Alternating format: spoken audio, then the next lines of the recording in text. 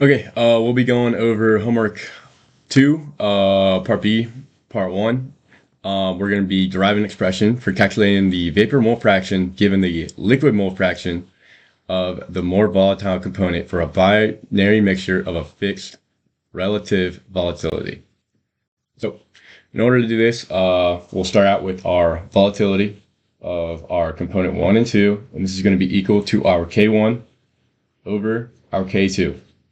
So, what is our K1, or just Ki, is going to be equal to our Yi over our Xi of our specific component that we are looking at. So, we're going to go ahead and have 1, 2 here, and we're going to go ahead and expand this out, subbing in our Y and X into this. So we're going to have Yi over Xi, and then we have K2 at the bottom. So it's just going to be the inverse of that. So we have that, and then times our Xi over our Yi. Well, actually, we're going to get rid of these I's. It'd be Y1 over Y2, X1 over X2. Okay, so what we know about mole fractions is that they're all going to add up to 1. The specific, or if you add them all up together, they're going to add up to 1. So our Xi, we can leave that as is, and we can just say that our X2 is going to be equal to our 1 minus our Xi, or our X1, since these are the only two components that we have. So we can go ahead and say that for Y2 also, that's going to equal Y minus X, or Y1. And then we can go ahead and plug this into our equation. So we have this 1, 2, we have our Y1, that's going to be times our,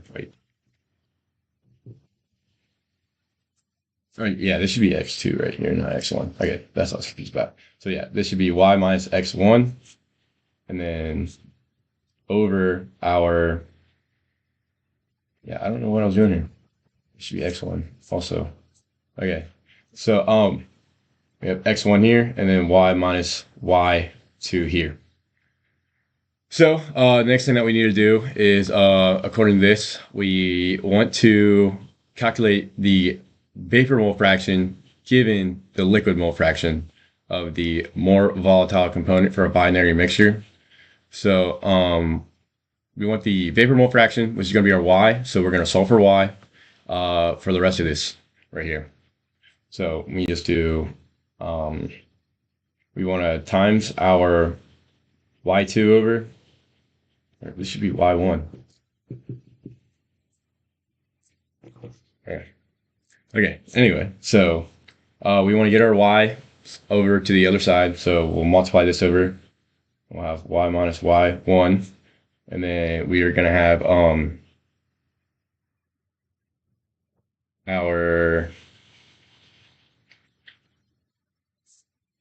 2, and then we're going to have Y1 equals 1 minus X1. And then we're going to divide Y. Actually, what we're going to want to do, we're going to go back and distribute this out. That way we can cancel out some terms and everything. So we'll distribute this out and that out. So 1, 2 is going to equal X minus Y1 X1. And this is going to be equal to our Y1 minus Y1 X1. Okay, so we'll go ahead and then distribute this even farther. So we'll have 1, 2 is equal to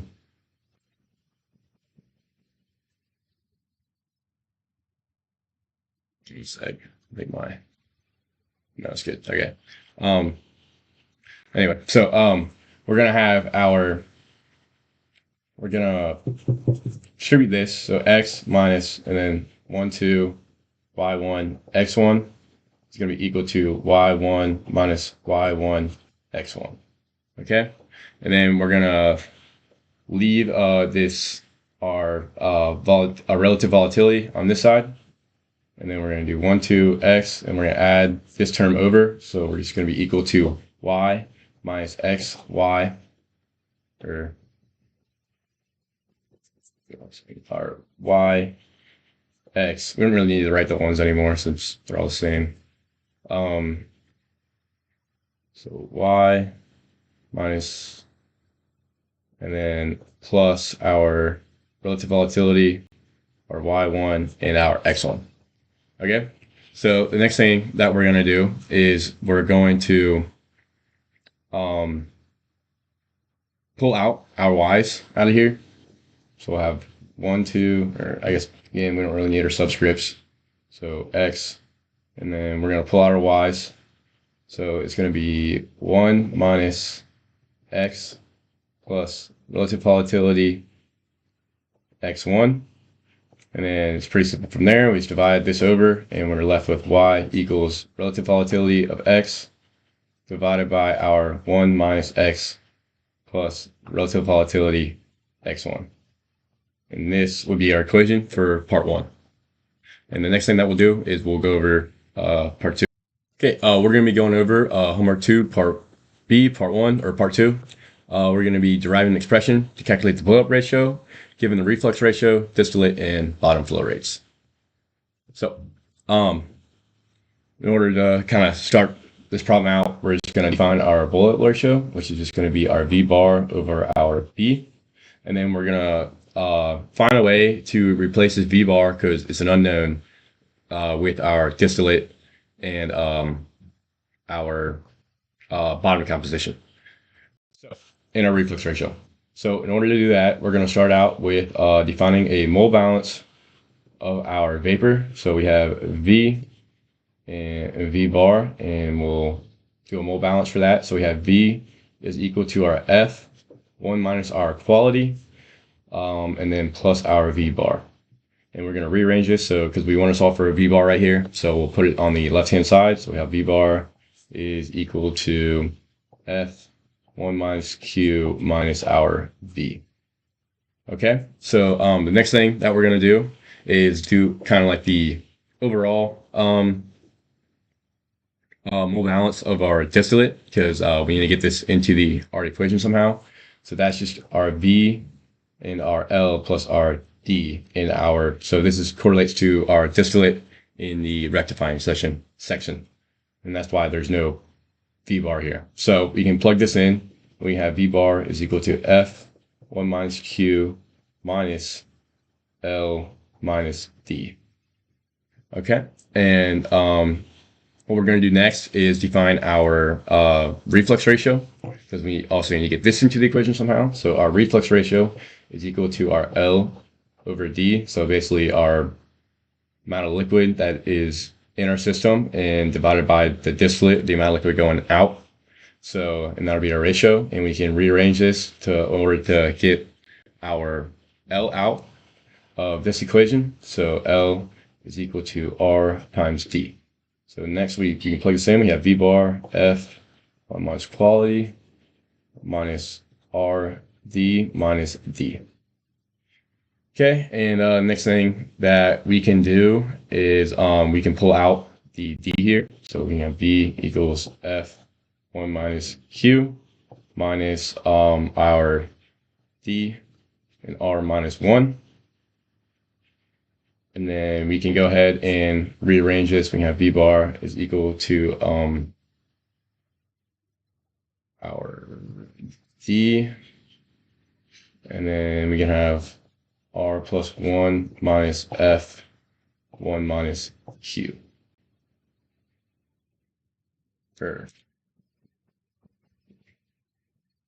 Actually, we don't really have to do that. We can just leave that as is. It's not going to change anything, just a different window. So we can just go ahead and plug this V bar in right here, and plug it into there. And we have V is equal to F 1 minus Q minus D R minus, or D times R minus 1 over our oil, or our bottom composition. So that is how we would use, that's how we would rearrange this equation. in order to find our boil-up ratio, only having our distillate, our reflux, and our bottom compositions. And next we'll be moving on to part 3. In this part, we'll be working on part 3 of part B. We'll derive an expression for calculating the liquid mole fraction of the stripping operator line corresponding to a vapor mole fraction of 1 to locate the intersection point with the upper edge of a y-x diagram.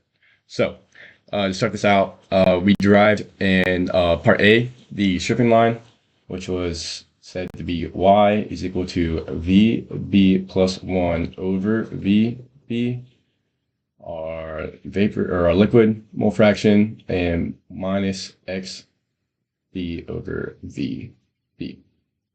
Okay, so in our problem statement, it says that our vapor mole fraction is 1, so our y is just going to be equal to 1 here. And then we have vb plus 1.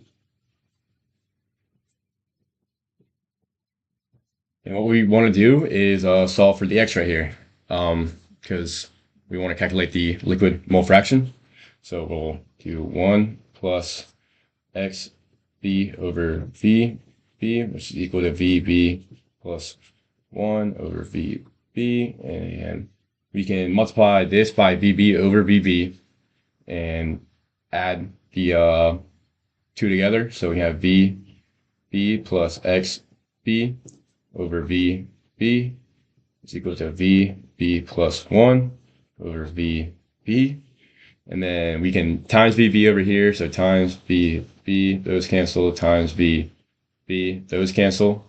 And we're left with db plus xb is equal to, correct, carry my x over. I'm about to say, where'd that go? All right, is equal to vb plus 1 times our x. And we just divide vb plus 1 over by vb plus 1.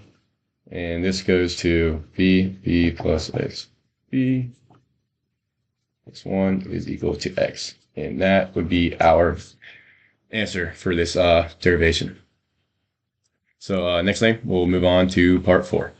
Okay, we're going to be working on homework 2, part B, part 4, and we're going to derive an expression for calculating the liquid mole fraction at which the rectifying and stripping operator lines intersect. So in order to do this, we'll set them equal to each other and then just solve for the liquid mole fraction. So we'll write the equations real quick. 1 over r plus 1 x d plus r over r plus 1 x j, or we'll have to do xj, and then equal to our stripping line, which is vb plus 1 over vbx minus 1 over vbxb. Okay, and then we can solve for, we just move x terms over and non-x terms over the other side. So we have r over r plus 1 x, and then we can do minus vb plus 1 vb x is equal to negative 1 vb xb minus 1 over r plus 1 x d. Okay, and then we can sub out the x over here. R over r plus 1 minus b plus 1 over v b x is equal to negative x b over v b minus x d over r plus 1. And then divide this term over, and you're left with x equals negative x b over v b minus x b over r plus 1 divided by r over r plus 1 minus v b plus 1 over v b. And that will be your answer right there. We can use all 4 of these parts that we used here to make a McCabe-Thiele diagram with just a set couple of constraints, which we'll do in part C.